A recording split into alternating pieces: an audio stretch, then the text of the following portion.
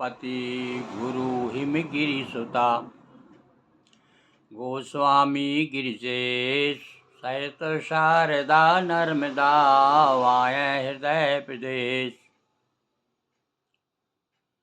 बंधो हनुमत लखन संगो रिपुहनु भरत सुजान। सिया राम जी को नमन गाऊं मानस गान। सियावर रामचंद्र पद जय शरणम। रामचरितमानस के परम भक्तों, रोज एक दोहा के माध्यम से हम आपके सामने रामचरितमानस की कथा लेकर आ रहे हैं। और गोस्वामी इसी बहाने रोज गोस्वामी जी को भी स्मरण कर लेते हैं। अब ये राम विवाह प्रसंग में बारात की विदा हो रही है। समधी मिले। अब जो है समधियों से मिलने के बाद में जब वो बार बार कहा कि आप लौट जाइए, तो लौटे तो नहीं जनक जी, अब अपने दामादों से मिलते हैं। तो जाते जाते देखिए दामादों से क्या चर्चा होती है और इस प्रसंग में वो देखिए आप। मुनि मंडल ही जनक सिर नावा, आशीर्वाद सबई सन पावा। समधी से भेंट होने के बाद भेंट करके और सारे ऋषि मुनि विप्र वृंद जो थे उन सबको प्रणाम किया। और फिर सादर पुनि भेंटे जा माता। बड़े आदर के साथ में अपने जमाइयों से मिल रहे हैं ससुर जी। रूपशील गुण निधि सब भ्राता। और सारे भ्राता सारे भाई कैसे हैं? बोले सुंदर भी हैं और शीलवान भी हैं और गुण निधि भी हैं। देखिए एक व्यक्ति में क्या चाहिए, वो तीनों गुण जो विशेष गुण जो है ये मनुष्य को मनुष्य बनाता है। तो आप फिर से सुन लीजिए, ये आप देख लीजिए, अपने भी आत्मावलोकन करें अपन कि ये गुण हम में कितने हैं। रूपशील गुण निधि। गुण भैया रूप तो भगवान की देन है, पर शील और गुण तो हम अपने प्रयास से प्राप्त कर सकते हैं। तो ये राम जी के लिए, चारों भाइयों के लिए गोस्वामी जी लिखते हैं, जोर पंकुरु है पान सुहाए, बोले बचन प्रेम जनु जाए। और प्रेम से पैदा हुए हों, जैसे कि जो बोल रहे हैं जनक जी, ऐसे लग रहा है कि प्रेम ने प्रकट कर दिए, प्रेम के पुत्र हैं मानो। ऐसे हाथ जोड़ करके क्या कह रहे हैं, राम करो कई भांति प्रशंसा, और मुनि महेश मन मानस हंसा। समझ गए जनक जी? अब समझे भैया अपने जमाई राजा को क्या कह रहे हैं, आप तो मुनियों के मानस के हंस हैं। मुनियों के हृदय में हमेशा विराजमान रहते हैं। उनके हृदय रूपी सरोवर में आप जो है तैरते रहते हैं, आप उनके हंस हैं। मतलब बड़े। अब यहाँ पर जो है अब गोस्वामी जी का ध्यान गया कि भैया देखो राम जी की अभी चर्चा हो रही थी केवल मनुष्य। अरे मनुष्य नहीं है वो, ये नर भी हैं और नारायण हैं। ये लोग अपने को धोखा देने आए हैं हम जैसे जीवों के लिए, समझ ना पाए। तो जनक जी तो समझ गए भाई। तो कह रहे हैं कि आप तो मुनि महेश, अरे शिव जी के हृदय में भी आप हमेशा विराजमान रहते हैं। हाँ, शिव जी भी हमेशा राम राम कहते हैं। और राम जो है, राम जी जो है किसे सुमरते हैं? राम शिव जी को सुमरते हैं, शिव जी राम को। क्योंकि भैया दोनों जो हैं आरती गाते, हम लोग बड़े भावपूर्ण रूप से गाते हैं ना, हैं कि ब्रह्मा, क्या है वो आरती, ब्रह्मा विष्णु सदा शिव तीनों एक स्वरूपा, कोई अंतर नहीं रखना।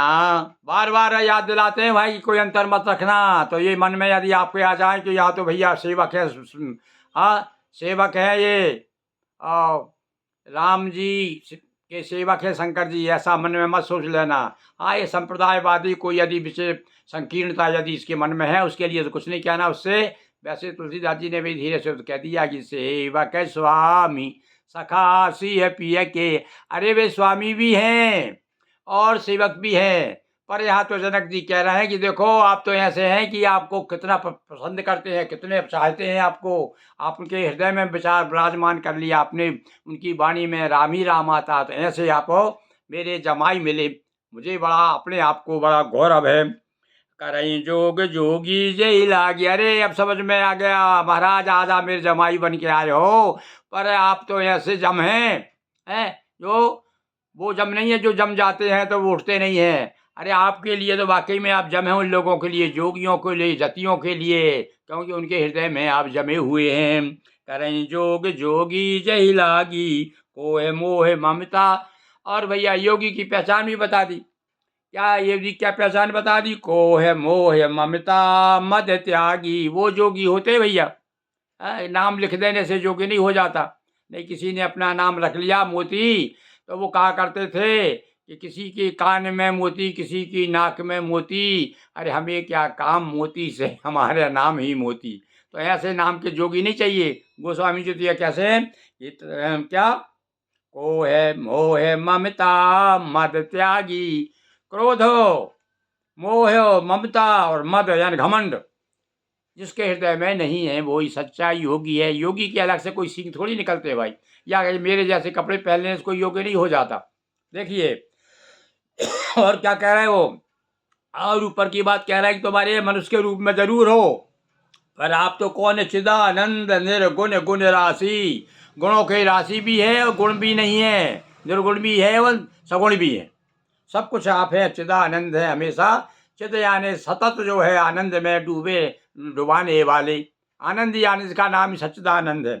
व्यापक ब्रह्म अलग है, दिखाई नहीं देते, और अविनाशी हैं, ब्रह्म हैं, व्यापक हैं, और पर मेरे सामने भी खड़े हैं। ये भी तो कह रहे हैं जनक जी, मन समेत जही जात न पानी तरक न सकई।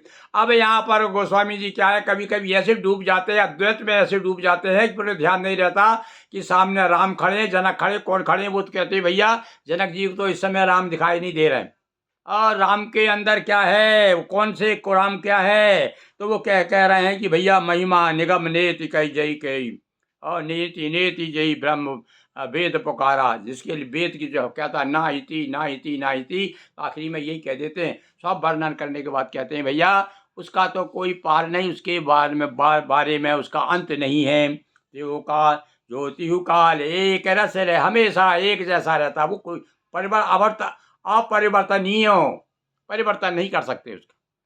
तो वो तो हमेशा हमेशा है, रहेगा और था। तो तीनों काल में जो एक रस है, एक समान है, ऐसे आप परम ब्रह्म हैं। पर आज मैं बड़ा भाग्यवान हूँ कि मुझे विदेह के सामने देह के रूप में खड़े हुए हैं। देखिए बड़ी विचित्र बात है। तो गोस्वामी तो जब डूब जाते किसी भी रस में, इस समय अद्वैत में डूबे हुए हैं, तो उनको इस समय ये नहीं कह रहा भाई वो लौकिक व्यवहार भूल गए, विदा कर दिया दशरथ जी से, हाथ जोड़ लिए, पाँव लाग लिए, कह दिए महाराज जी बस बड़ी कृपा है आपकी, हैं आपने जो है बारात लेकर के सब कुछ दिखा दिया, भौतिकता पूरी चकाचौंध बता दी, और कैसे कैसे बारात में आए। अब आ रहे वो अद्वैत में, अब सही विदेह दिखाई दे रहे हैं वो, क्योंकि कहते हैं भैया जनक जी बड़े ज्ञानी थे। अब ज्ञान की बात कौन किससे कर रहे हैं, समझी से नहीं की, बाराती में गुण मुनियों से नहीं की, और अपने जमाई से जो स्वयं ब्रह्म है, तो ब्रह्म के सामने ही सारी बात पोल खोल रहे हैं, ब्रह्म की बता रहे हैं महाराज आप ऐसे हैं, मैं पहचान गया आपको, महिमा निगम नेत कहो कई कही ज्योतिहु काल एक रस रह, नयन विषय मोह भयो सो समझ। अब आ गए भैया वर्णन करते करते गोस्वामी जी कहने लगे भैया अब आ जाओ भैया, पृथ्वी पे आ जाओ। आप मेरे लिए नयनों के सुख हो गए, यानी साकार रूप में हो गए, देहधारी बन गए आप। अब मैं समझ गया आप वैसे विदेह हैं, मेरे जैसे विदेह हैं आप भी। मैं तो देह होते हुए विदेह रहता हूँ और आप भी विदेह हैं, और किंतु आप मेरे लिए नयन के सुख हो गए, यानी सुंदर रूप धारण करके मेरे सामने आ गए। और समस्त सुख मूल हो, सारे संसार के सुखों की जड़। अब जहाँ जड़ होगा, बिना जड़ के कोई पेड़ होता है क्या भाई संसार में? तो पूरा संसार का जो संसार को बता दिया एक पेड़ है, उस पेड़ की जड़ क्या है, वो उसके पेड़ की जड़ बोले आप हो। आप मेरे जो जमाई बन के जो नैनों का सुख देने के लिए आए हो, तो सब लाभ जग जीव के भये से अनुकूल। इसी प्रकार से ईश्वर के अनुकूल होने पर जगत में जीव को लाभ ही लाभ हो जाता है। तो आप मेरे अनुकूल हो गए हैं, क्योंकि आपने मेरी पुत्री को स्वीकार कर लिया है। अब इधर आ गए वो सुख, वो धरती पे आ गए। अब अभी तक तो विचर रहे थे, अद्वैत में विचार रहे, द्वैत में आ गए, तब कह रहे हैं सुख मूल थी। हाँ मेरे लिए सुख मूल है आप। इस प्रकार से भैया बड़ा आनंददायी आज का प्रसंग रहा। देखिए जनक जी अपने जमाई से क्या क्या कह रहे हैं, और जमाई राजा जो है इसमें बड़े खुद प्रसन्न हो रहे होंगे, खड़े खड़े कह रहे हो, ब्रह्म स्वयं सोच रहे हो देखो आज तो भैया पकड़ में आ गए हम, अभी तक तो ये जो है भावर पा रहे थे अपनी बेटी की, और अब क्या कहें, खड़े होकर के हाथ पकड़ लिया हमें। तो कभी कभी जो है ऋषि मुनियों को, विद्वानों को, और जो योगी हैं, यति हैं, सन्यासी हैं, उनके पकड़ में कभी कभी आ जाते हैं। और तब तो भैया कहते हैं, अरे हमारे यहाँ तो कहा है भैया सूरदास जी कोई एक बार जो है कहते हैं कुएं में गिर गए थे, अंधे तो थे ही वो, पड़े रहे 6-7 दिन तक वहाँ, पुकारते रहे अपने कन्हैया को। तब भगवान श्री कृष्ण आए और हाथ पकड़ के उनको ऊपर से और निकाल दिया, और वो बात थोड़ी देर बाद ऐसे दाके चले गए। समझ गया वो। तो एक दोहा है भैया बड़ा प्रसिद्ध उसका, उसने कहा, हृदय से जब जानियो सबल बखानो तोय, हाथ छुड़ाए जात हो। क्या कह रहे हैं सूरदास जी? और ऐसे ही प्रसंग देखो, अब आप आनंद है भैया संतों के साथ में। तो सूरदास जी कहते हैं कि हाथ छुड़ाए जात हो निबल जान के मोय। अरे आपने, मैं निर्बल था, झटका दे करके छुड़ा के भाग लिए, ऊपर तो मुझे कुएं से बाहर कर दिया, पर आप ज़्यादा रुके नहीं। पर क्या कह रहे हैं आगे सूरदास जी, वो बात अपने लिए भी है, हम लोगों को भी इस बात को ध्यान में रखना चाहिए। क्या कि हृदय से जब जाइयो सबल बखानो तो, जब हमारे हृदय से चले जाओगे तब आप सबल हैं। तो यहाँ पर वही जनक जी कह रहे हैं, महाराज आपने, आप तो मैं पहचान गया आपको, पर आपने मुझे बड़ा नयनों का सुख दिया, साकार रूप धारण करके इस प्रकार से सामने आ गए। मुझे तो लाभ ही लाभ है जीवन में। मैं तो वैसे ही मस्त ज्ञान में भी रहता हूँ, और अब तो आपने मेरे ज्ञान को पीछे कर दिया है, ढकेल दिया पीछे ज्ञान को, यानी जनक जी के ज्ञान को पीछे ढकेल दिया। कौन ने ढकेल दिया? बोले भक्ति, और भक्ति रूपी जो है सीता जी आ गई ना उनके घर में।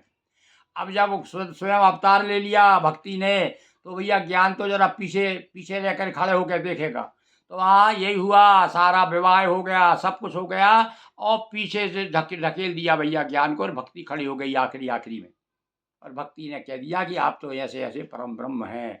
बोलिए सियावर रामचंद्र की जय। इस प्रकार से भैया रामचरितमानस का आनंद हम एक एक दोहे में रोज ले रहे हैं। आप भी यदि थोड़ी सी भगवान के प्रति आपकी रुचि है, और आप यदि चमक दमक और कोई विद्युता नहीं जानना चाहते हो, केवल यही में केवल नाम उदारा भगवान का नाम है बस, तो उसको लेकर के हम मस्त हो रहे हैं। बोलिए सियावर रामचंद्र की जय।